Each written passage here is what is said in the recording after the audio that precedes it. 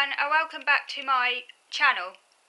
In today's video, I'm going to start talking about diagnosis because I know one of you mentioned this as something that I could talk about, and I do think it's a really important topic. So I'm going to devote this video to talking a bit about that.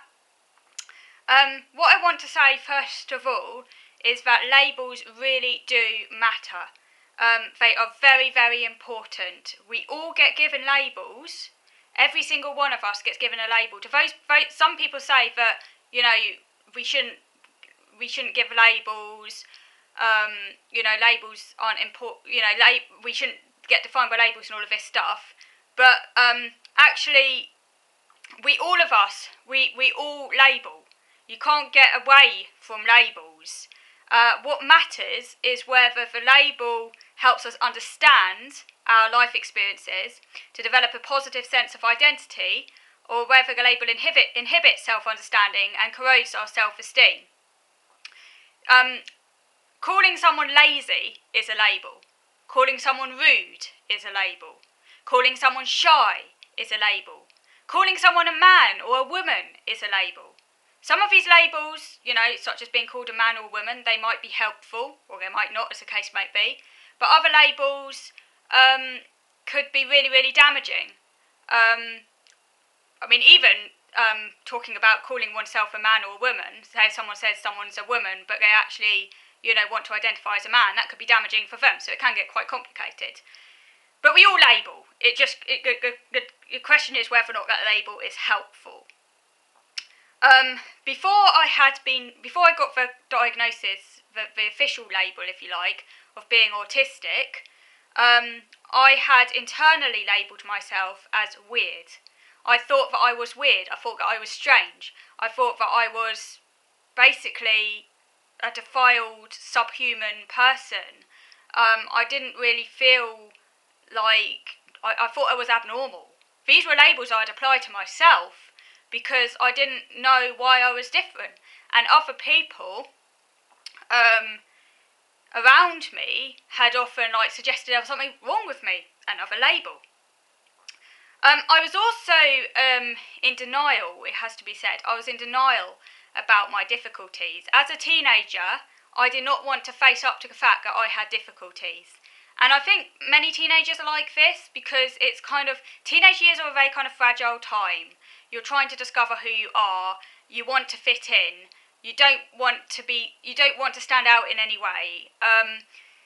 And so I got very angry and very defensive whenever my parents suggested that I might have some condition. Whenever they suggested that maybe there was something a little bit different about the way my brain was working. No, wasn't having any of it. I got extremely angry. During my teen years, although my OCD got steadily worse, and my life experiences became rather limited, and I didn't really, I was often at home. I had my last family holiday when I was 18, and after that point, my horizons became increasingly limited. I was happy though. I wasn't depressed. I was in my own little bubble. I was still very, very obsessed, interested in Kate Winslet, and she gave my life meaning, and my routines gave my life structure, and it didn't really bother me too much. Even though I knew I was different, I think I just sort of thought that things were kind of rectifying themselves eventually. I was kind of burying my head in the sand really, and I was naive, and I was just in denial. And it was my parents actually who were the ones who were struggling because of me. I was actually perfectly happy. But they didn't like the fact that my life was so limited. I think they just thought this isn't right. I hardly ever get out. Why? She just spends all her time in her room. What's going on? They were concerned. They were concerned more than I was concerned, which is a funny thing, really.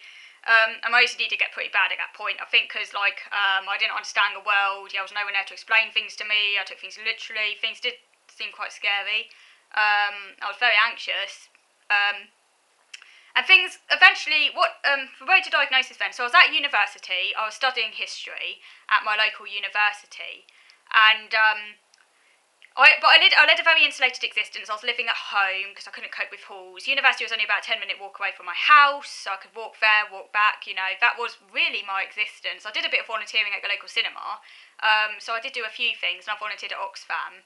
But that was about the extent of my horizons, really. Most of the time I was at home, if I wasn't at university, in my room studying, because I can't multitask, and I didn't have a social life because I didn't have any friends. There were a couple of girls in my year at university who were rather nice to me, and I could have developed a friendship with them, but I just, at the time, my life, it was so limited, and, So my parents were concerned. So one day, what happened was, I was watching a music video with my parents, and I was really looking forward to this music video, and then my dad started talking. He started commentating on what was going on the screen. This really upset me, because I couldn't watch what I was watching with someone else talking. So I ended up having a full-blown meltdown, basically. Started screaming, shouting, slamming doors. I thought, I'm going to kill myself! Went completely off the rails.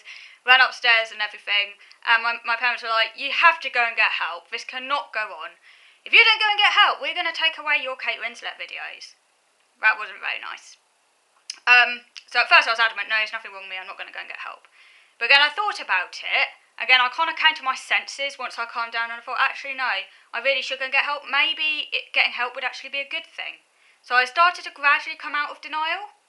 And I think this was really good, actually, and I was really pleased. Once I'd finally come out of denial, I actually felt really good, because I think you have to take that initial step of, admitting you need help. And that's quite a brave, it is quite a brave step to take, really. Because you're kind of owning up to your own weaknesses, and that's not easy.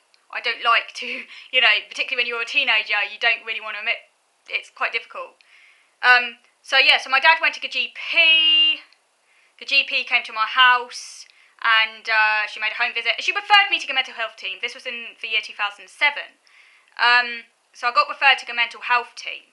I only had to wait a couple of months, and I was seen at the mental health team in November of 2007 for cognitive behavioural therapy. I started receiving cognitive behavioural therapy at the mental health team, and that went on for a couple of... CBT is sort of like time limited, or it's meant to be time limited, but she extended it for me because I wasn't really making any progress, so she kind of extended it past the usual 8 weeks. I still didn't make any progress, and I think the reason I wasn't making progress was simply because she was kind of trying to treat the wrong thing. She said I had OCD, and I sort of had come to accept by this point, actually, no, I do have OCD, because before that I'd been in denial. And I started to read loads and loads and loads of books about OCD. It kind of became my special interest. It kind of almost supplanted Kate Winslet, because I just became really obsessed with it. I think because I was trying, which is a bit ironic, being obsessed with OCD, being obsessed with the subject of OCD. My brother actually joked I'd become obsessed with an obsession. But, it was my way of trying to work out what was going on. But while I found it really interesting reading all this stuff, and it started to make me feel a bit less alone, at the same time, I couldn't really find anything within the definition of OCD that covered my other issues, like my long-standing social problems and stuff like that, so I still felt there was something missing. And also, and then I kind of I remembered that my parents had been talking to me often about Asperger's, and they'd been mentioning it since I was about 12, because my dad being a teacher, and he'd gone teacher training, and I'd found out about it, and kind of thought that I might have it, but I'd been massively in denial about it, and got really angry whenever they mentioned it, because no, I don't have any problems. But I started to think to myself, maybe my parents might be onto something.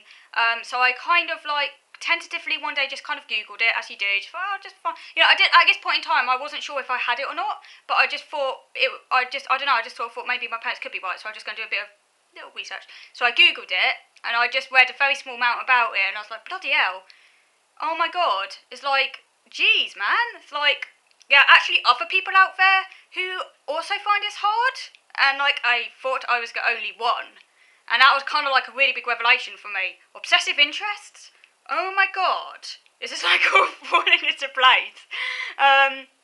So I was like, oh my god, but I didn't at this point really mention it to my parents. I kept it to myself. I'm going to finish this video now and carry on in the next video, because I think it's going to cut out on me any moment. So this is part 1. I'm going to move on to part 2 in the next video of my diagnosis experience.